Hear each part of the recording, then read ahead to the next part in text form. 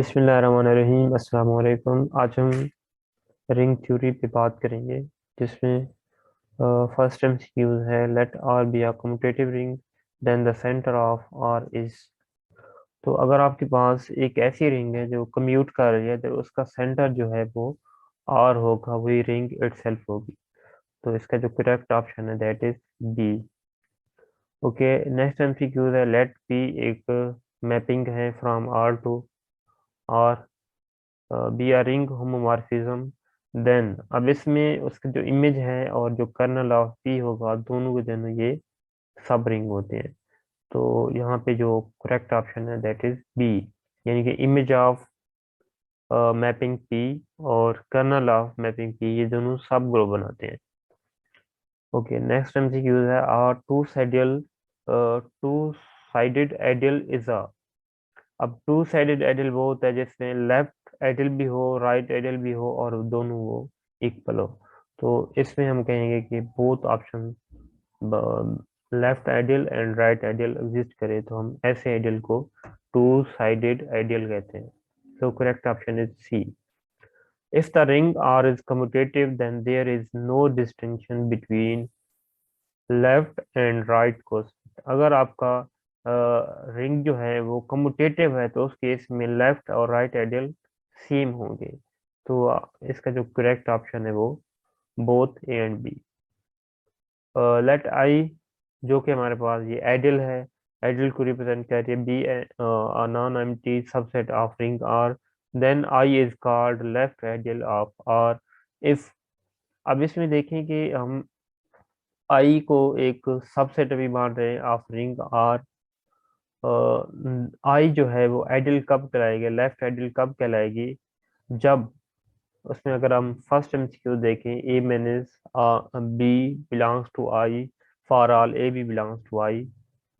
Okay, next MCQ, इसका product अगर I से बिलोंग करे, और थर्ड जो पार्ट है इसमें कि A R belongs to I, for all A belongs to I and R belongs to R. So इसके जो करेक्ट ऑप्शन है वो ए और सी है। उसमें दो चीजें आपने देखनी होती हैं कि ए माइनस बी, अगर ये एडिशन के लिहाज से ए माइनस बी बिलोंग्स टू आई करना चाहिए, और दूसरे नंबर पे ए और आर बिलोंग्स टू आई करना चाहिए, और आर जो है यहाँ पे रिंग का कोई एलिमेंट होगा।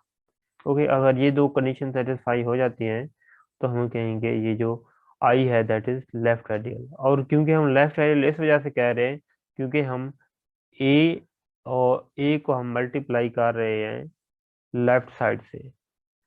ओके, अगर हम इस तरह से लिखते आर ए, तो ये इसका राइट आइडियल कहलाता।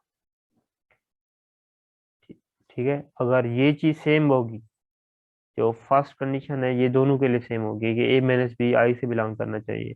लेकिन अगर आप ए मल्टीप्लाई बाय आर करते हैं, इसका मतलब ये आप लेफ्ट आइडियल की बात कर रहे हैं। आर इंटू ए फाइंड करेंगे तो आप राइट आइडियल की बात कर रहे हैं। ये ए डिपेंड करता है कि ए आप उसको लेफ्ट साइड से मल्टीप्लाई कर रहे हैं या राइट साइड से मल्टीप्लाई कर रहे हैं। ओके, तो इस केस में क्योंकि हम लेफ्ट आइडियल की बात कर रहे हैं, सो ये ऑप्शन ए और सी दोनों करेक्ट है। So option D is correct. Every ideal is a subring of R, but every subring is must be ideal, may or may not be ideal, both। ठीक है, तो ऑप्शन बी जो है वो correct है, ओनली बी। उसमें जरूरी नहीं है कि वो हर जो एक सब रिंग जो हम ले रहे हैं वो आइडियल हो। अगर एक आइडियल आई है, तो उसका सब रिंग जो है जरूरी नहीं है कि वो भी आइडियल हो, भी सकता है नहीं भी हो सकता। ओके, तो इसका जो करेक्ट ऑप्शन है that is B, only B statement is true. Okay, which of the following is an improper ideal of ring R. Improper ideal वो होता है जिसमें उसका कोई भी प्रॉपर सब ग्रुप ना हो। ठीक है, जैसे हम फॉर एग्जांपल Z4 की बात करें, तो Z4 में प्रॉपर सब ग्रुप हैं। क्यों? क्योंकि इसमें Z4 में ये होता है कि जिस जस्ट ऐसे आपके सब ग्रुप होने चाहिए या सबसेट होने चाहिए जिसमें एक आइडेंटिटी हो, और दूसरा जो है वो ग्रुप इटसेल्फ हो। Z4 जैसे हम बात करें, तो ये इसके इम्प्रॉपर सब ग्रुप हैं Z4 के।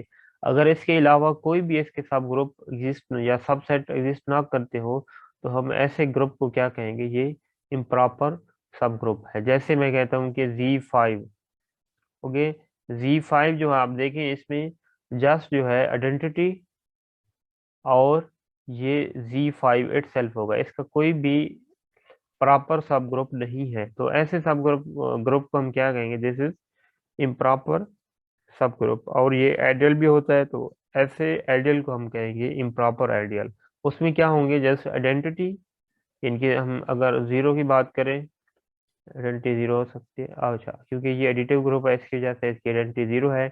और दूसरा ग्रुप इटसेल्फ, क्योंकि अब ये हम आइडियल की बात कर रहे हैं, तो यहाँ पे हम कहेंगे अगर रिंग है कोई, ठीक है, तो ये वही इटसेल्फ रिंग या कोई सब ग्रुप जो भी होगा वो इटसेल्फ होगा। अगर ये इसके अलावा कोई भी इसका सब ग्रुप ना हो तो हम कहेंगे this is improper group.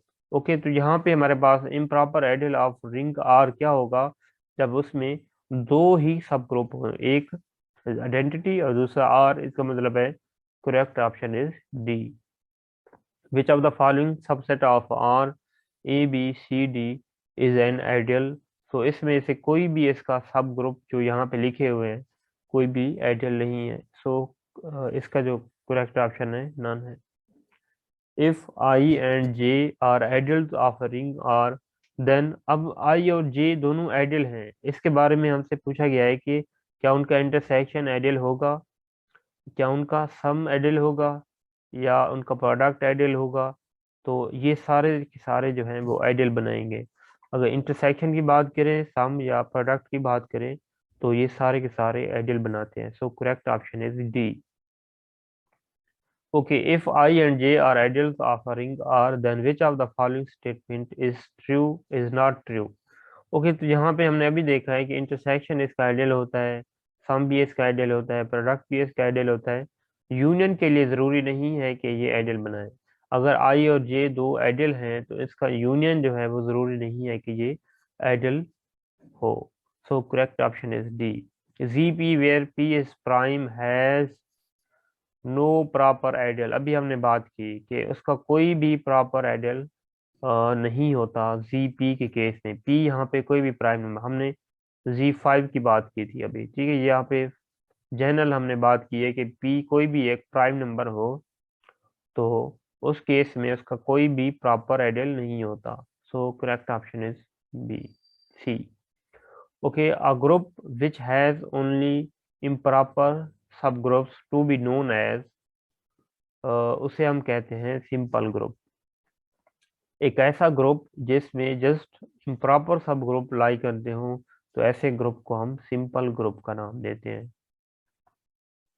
Okay, last MCQ है हमारी, एवरी फील्ड इज अ। अब यहाँ पे हम कहते हैं कि एवरी फील्ड जो है वो सिंपल ग्रुप होता है, यानी कि कोई भी फील्ड हो वो सिंपल ग्रुप जरूर होगा।